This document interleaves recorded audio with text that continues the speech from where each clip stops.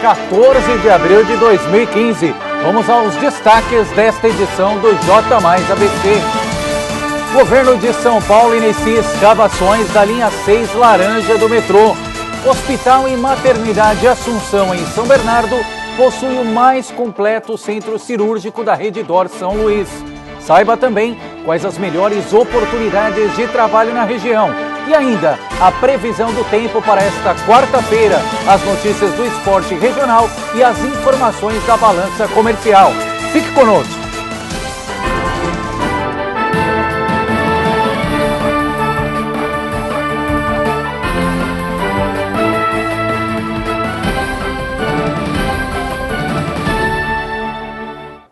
Nesta segunda-feira, o governador de São Paulo iniciou as escavações da linha 6 laranja do metrô. A estação vai ligar a região noroeste da capital e é parte do amplo projeto de interação do metrô. Confira.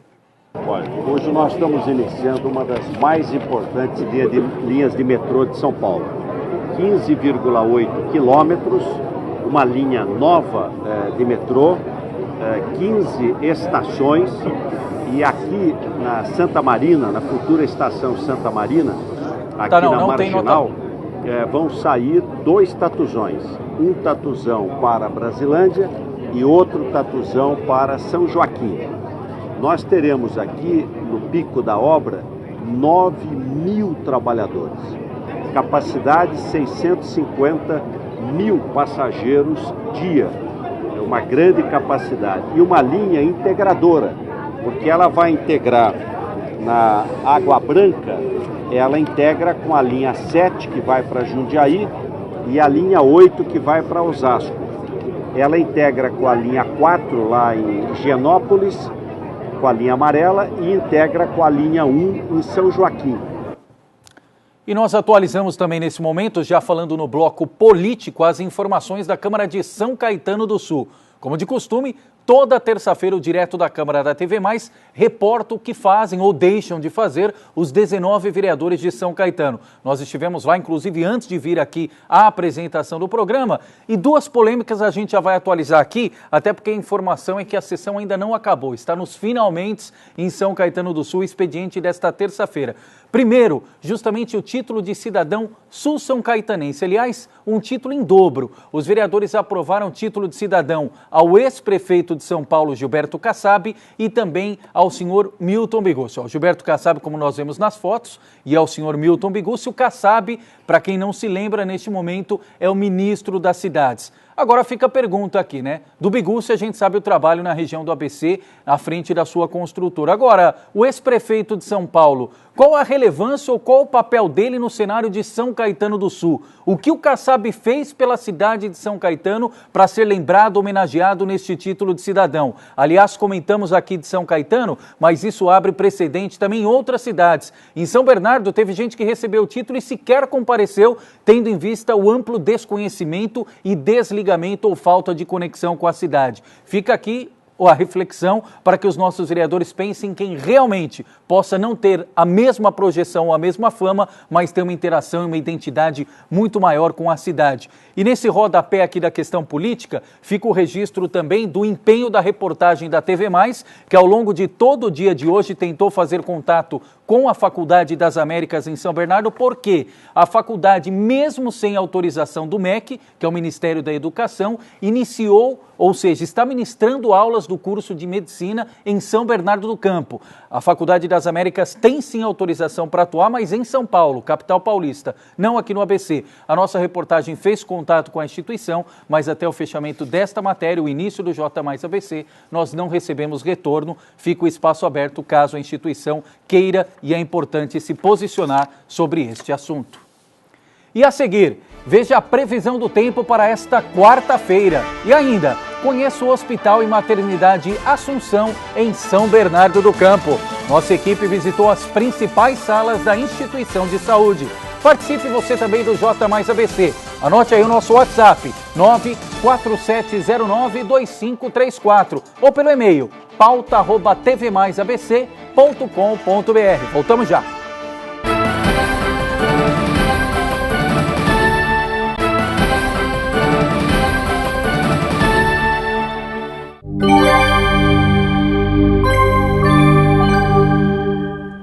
A terça-feira começou com muitas nuvens, mas o sol apareceu elevando as temperaturas. O tempo seco garantiu mais um dia sem chuvas na região. No entanto, as condições climáticas devem mudar a partir de amanhã, com possíveis pancadas de chuva à tarde e também à noite. Confira a previsão completa. Em São Caetano, a mínima será de 17 e a máxima de 29 graus. Para a capital, temperaturas com mínima de 17 graus e máxima de 30 graus. Já no litoral, as temperaturas do Guarujá devem oscilar entre 21 graus de mínima e 29 graus de máxima. No interior, a mínima prevista é de 19 graus e a máxima de 31 graus em São Carlos.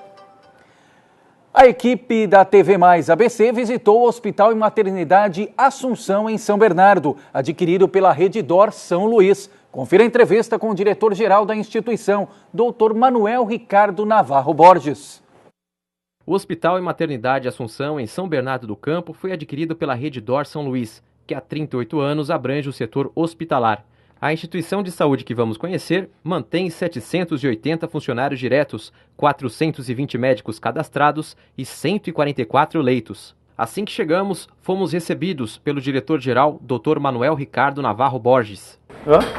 Quanto tempo já de hospital, doutor? Deste hospital? Deste hospital aqui? Deste hospital 1 ano e meio. É uma rede? Na rede, 3 anos. 3 anos. É. Esse hospital a rede comprou há 4, né? E eu estou na rede há 3 anos. Olha só. Mas no hospital eu tenho 30. 30 anos de hospital. Tempo, realmente. É que eu tenho de idade. Eu tenho de idade, tá vendo? Olha que beleza, só me sinto mais velho. Quantos andares o prédio tem? Esse aqui tem 5 andares. 5 andares? Aqui são 5 andares. E existe um projeto de se fazer um outro prédio aqui onde é o estacionamento, de se aumentar mais 140 leitos, e aí a gente vai fazer um prédio com 10 andares. 10 andares? 10 andares. Vai ser o dobro desse aqui de tamanho. Esse hospital que está tendo de novidades são os quartos, né, os leitos. Todas as unidades aqui elas foram totalmente reformadas. Como é que vocês tratam essa questão do contágio, por exemplo? Ou seja, a pessoa vem aqui ou alguma doença que tenha problema de... Não, então se você tem uma pessoa... Tuberculose, né? Uma doença transmissível. Transmissível, assim, né, doutor? Um termo técnico. Quando a gente detecta isso, esse paciente já é feita uma conduta com ele já é isolado, é totalmente pelos médicos, a enfermagem já tomam conhecimento disso. Essas indicações são feitas no cômodo onde o paciente se encontra. Então não tem assim, a questão de segurança, precaução, a segurança total do paciente. Do paciente e das colaboradoras que trabalham aqui. Existe uma vestimenta, por exemplo, especial que o profissional usa? Existe a máscara, existe a luva, existe o avental, existe, e por exemplo, um paciente que está isolado mesmo, né, isso é totalmente descartado. O profissional coloca a roupa, a máscara e depois tira. Joga no hamper. O lixo é todo infectante, esse lixo é todo reservado, ele é tratado de uma forma diferente do que um lixo comum. Isso que é interessante. Para onde que vai o lixo do hospital hoje? Nós temos uma empresa que coleta esse lixo. O lixo hospitalar ele é coletado por uma empresa e ele tem um destino de acordo com as normas e com as leis que permitem que façam isso. Interessante. Você tem um lixo comum e um lixo infectante. Questão também de alimentação, tem todo um acompanhamento? Claro que geralmente os hospitais comumente têm, né, uma diferenciação. Sistema de nutrição. Tem uma diferenciação também nessa parte tem totalmente diferente. Né? Aqui, por exemplo, quando o paciente entra, ele tem uma dieta, por exemplo, geral, como eu tenho, você tem, qualquer pessoa come. As nutricionistas entram no quarto do paciente, perguntam o que ele gosta de comer, o que ele não gosta de comer, qual é o cardápio que ele prefere, e a gente dá essa atenção especial para esse cliente. Entendeu? Então eu não como carne, então não vai carne para ele. Existe até um cardápio vegetariano aqui, se precisar, se a pessoa tiver essa restrição. A gente adapta o cardápio ao cliente. Dentro das normas nutricionais. Exatamente. Claro. Se ele tem uma dieta geral, fica mais fácil. Pode ser, às vezes, que ele tem um problema de hipertensão, tem que ter uma dieta hipossódica. Né? Então, não é porque é sem sal que tem que ser ruim. Então, também é feito todo um trabalho com a dieta desse paciente, que ele não vai ter aquele sal que teria uma comida normal, mas não deixa de ser apetitosa, não deixa de ser uma comida boa. O andar também. Aqui você tem apartamentos e você tem enfermaria. São apartamentos individuais, individuais, claro, né? E eu tenho enfermarias, leito 1 e leito 2. Qual é a diferença de apartamento para enfermaria? Apartamento é um leito exclusivo para o paciente. Ele tem acomodação exclusiva para ele. Uma enfermaria é a mesma instalação, porém com 2 leitos. Deixa eu ver se eu tenho alguma, vem cá. Será que a gente tem um aqui? O Renato vai acompanhando aqui a gravação, se a gente consegue ver algum que esteja vazio, né, doutor Navarro? Tem alguma enfermaria vazia ou não? Enfermaria, deixa eu ver no 10. Não, isso aqui é um desfibrilador. Isso aqui é aquele paciente que está passando por uma põe aqui, você já... parada cardíaca, isso. Usa esse equipamento. Claro. Olha só, desfibrilador. Nunca tinha visto isso de perto, então pega a pessoa, esse aqui provavelmente é um mecanismo Você tem a pá. É um choque que dá na pessoa? É um choque. Quantos volts esse choque? É um choque com joules, né? Você programa ele de acordo com o problema do paciente e você faz a reanimação dele. Todos? Olha aí, todos ocupados então. Nós temos um problema bom de resolver. O hospital cheio. Ainda bem que está cheio, estão sendo tratados, né, doutor? Ainda bem que ele está cheio. E qual é a média de pacientes aqui no hospital hoje? Com toda essa reforma, com tudo que foi feito? Eu tenho em média mensal 75% de ocupação. Né? Então a ideia é nós aumentarmos isso. Vocês querem chegar a quantos? Um hospital que você fala que dá para tocar tranquilamente, sem cair a qualidade.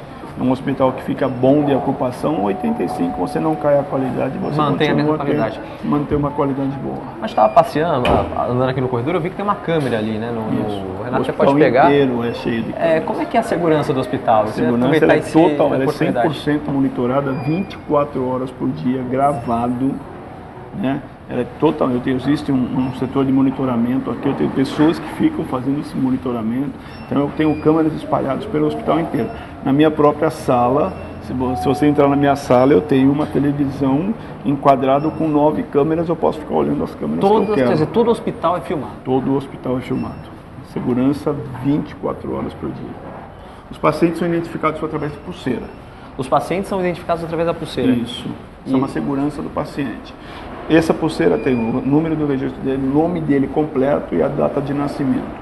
Todo procedimento que nós formos fazer no paciente é obrigação do nosso colaborador perguntar a ele qual é o nome completo dele e a data de nascimento, para evitar que nós façamos alguma coisa errada nesse paciente. Uma medicação errada, um exame errado. Então, qualquer procedimento que você faz nesse paciente, inclusive entregar a refeição para ele, antes disso a gente pergunta qual é o seu nome completo, por favor, e qual é a sua data de nascimento completa. E isso vai, com o papel que ele tem na mão ou com a pulseirinha do paciente, a gente acaba identificando isso. Se tiver algum erro, tem alguma coisa errada. Já sabe, já identifica desde cara quem desde cara. Isso é a segurança do paciente. Então a gente faz essa segurança em tudo. E os visitantes com aquele... Os visitantes eles recebem umas etiquetas e quando eles saem do hospital, o segurança já aborda e pede para devolver a etiqueta. Quer dizer, a segurança então fica bem... Isso, e nós temos seguranças em pontos estratégicos aqui no hospital inteiro também. Além da filmagem 24 horas. É difícil alguém cometer alguma...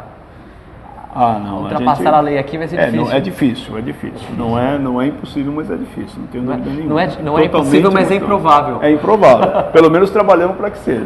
Na edição de amanhã, você vai assistir a segunda parte da nossa visita ao Hospital Assunção, em São Bernardo. Vamos saber mais como funciona o mais completo centro cirúrgico da Rede D'Or São Luís. Não perca! Agora o J+, abre espaço para os destaques do esporte regional.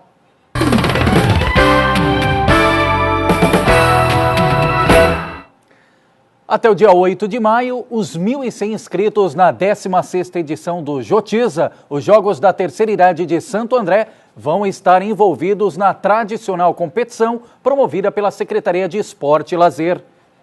A cerimônia de abertura ocorreu no ginásio principal do Complexo Esportivo Pedro de Antônia, com o desfile dos participantes acima de 60 anos, que foram divididos em 16 modalidades oferecidas: juramento, entrada do fogo simbólico, pira olímpica acesa, exatamente como manda o figurino, ou seja, como manda uma competição esportiva. Sem fronteiras, o Jotiza não se restringe apenas aos participantes de Santo André. Na edição deste ano, outros representantes do Grande ABC marcaram presença, como São Caetano, São Bernardo, Mauá, São Paulo, além das cidades de Barueri e Osasco. No próximo bloco, saiba como fechou o mercado financeiro. Saiba também como estão as oportunidades de emprego, o trabalho aqui na nossa região. E você que está em casa, no trabalho, Participe do J Mais ABC. Mande o WhatsApp 94709-2534 ou então pelo e-mail pauta@tvmaisabc.com.br. Nós voltamos já já.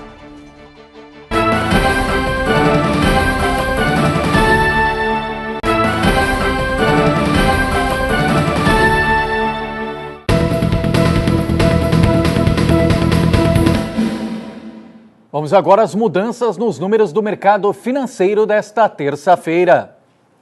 O dólar comercial registrou queda de 1,97%, cotado a R$ 3,06. O euro fechou o dia também em desvalorização de 1,26%, vendido a R$ 3,16. A Bovespa fechou em queda de 0,48%. Os centros públicos da região oferecem nesta semana 755 vagas de trabalho para diversas áreas e níveis de formação. Confira. Em Santo André, o Centro Público de Emprego, Trabalho e Renda oferece 206 oportunidades. As funções com mais vagas são operador de caixa, atendente de padaria e açougueiro. Os interessados podem procurar um dos postos de atendimento que ficam na Rua Sigma, número 300, na Vila Mazei, ou na Avenida Arthur de Queiroz, número 720, bairro Casa Branca. Já em São Bernardo, dentre as principais funções estão motorista de ônibus urbano, repositor em supermercados e auxiliar de cozinha. Para preencher a ficha de cadastro, os interessados devem comparecer à Central de Trabalho e Renda, localizada na Rua Marechal Deodoro, número 2316, no centro, ou ainda na unidade da Subprefeitura do Riacho Grande, na Avenida Araguaia 265.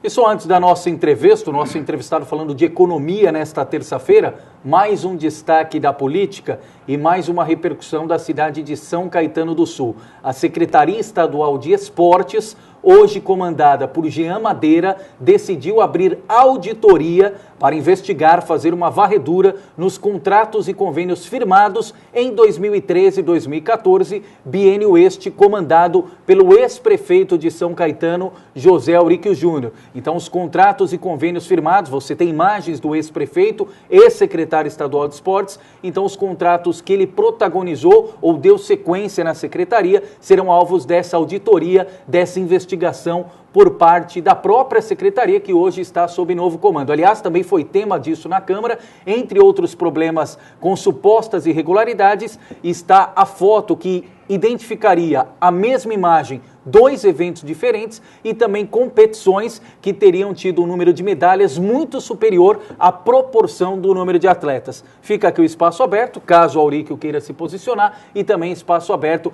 para dar sequência, porque o que a gente quer é transparência e lisura com tudo aquilo que é público. E agora sim, falando sobre números e transparência, eu converso com Emanuel Teixeira, diretor do CIESP, o Centro das Indústrias do Estado de São Paulo, o escritório aqui de Santo André. Vamos falar sobre muita coisa, mas especialmente sobre a indústria automobilística.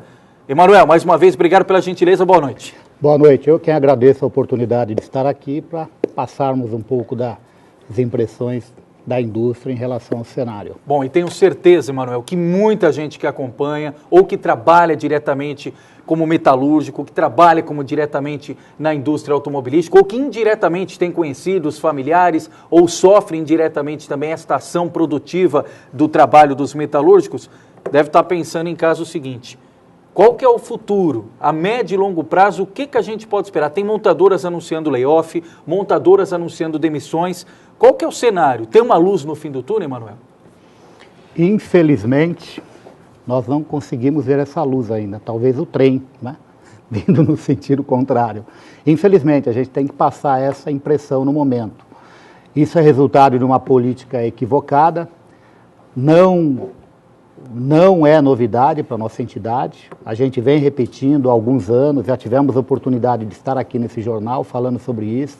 Infelizmente, passávamos mensagens e não éramos ouvidos, ou seja, passava-se a impressão de que a entidade estava sempre contrária às políticas do governo e que, na verdade, nunca se atacou a causa. Sempre medidas paliativas e que o resultado está aí, infelizmente, uma situação extremamente crítica, atingindo agora de forma intensiva a classe menos favorecida, que é o trabalhador.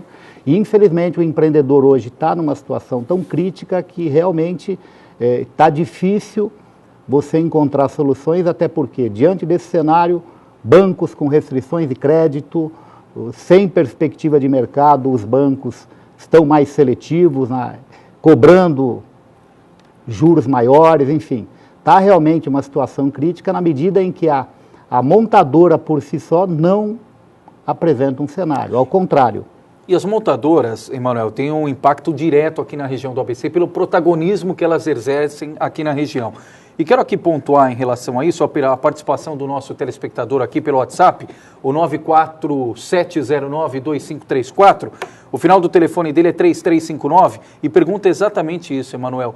A curto prazo, já que não tem essa luz no fim do túnel, na visão dos empresários, na visão da classe que justamente tem o protagonismo na economia, o que pode ser feito ou qual seria a medida? É o governo federal dar incentivo? É justamente a montadora entender um pouco mais e investir nesse momento de crise? Qual que seria a saída, mesmo que paliativa, nesse momento?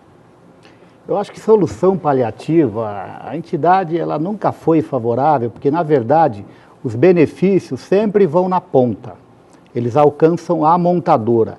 É evidente que, na ponta, o mercado reage, e essa cadeia toda tem seus benefícios, entre aspas, na medida em que o mercado retoma. Mas isso não tem sustentabilidade. A gente vem batendo numa tecla já há muito tempo.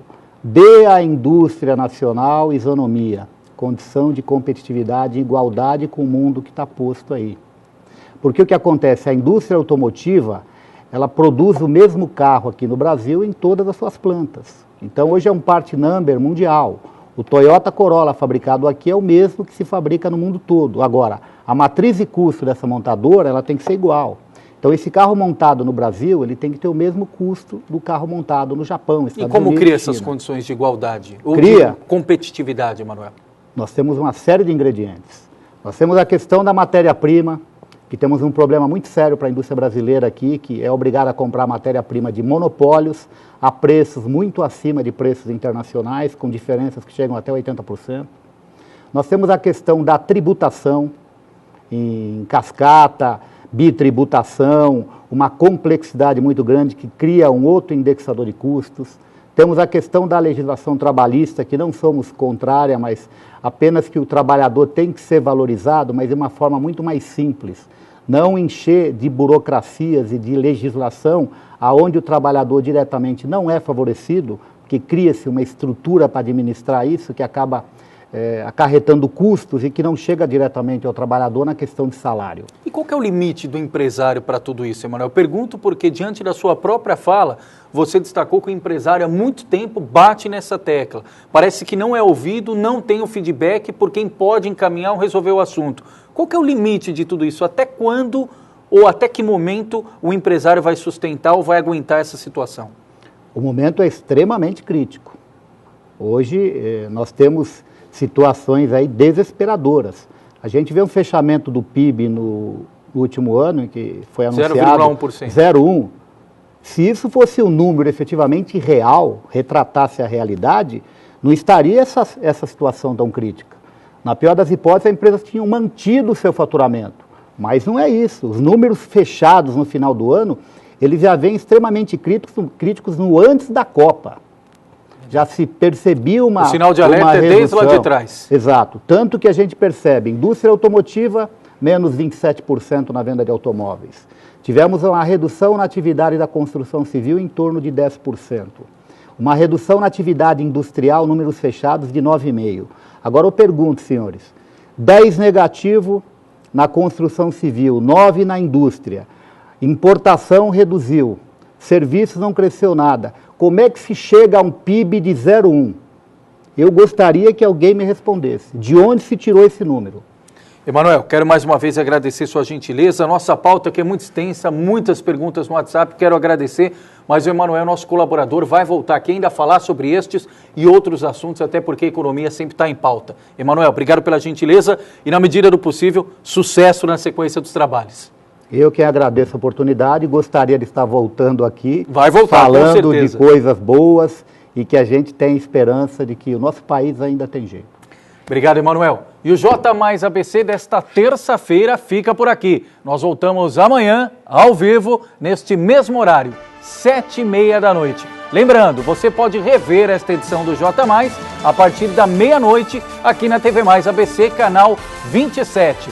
Fique agora com as melhores dicas do varejo e às 8h15 tem o Esporte Mais. Tenha uma excelente noite e até mais. Fique com Deus.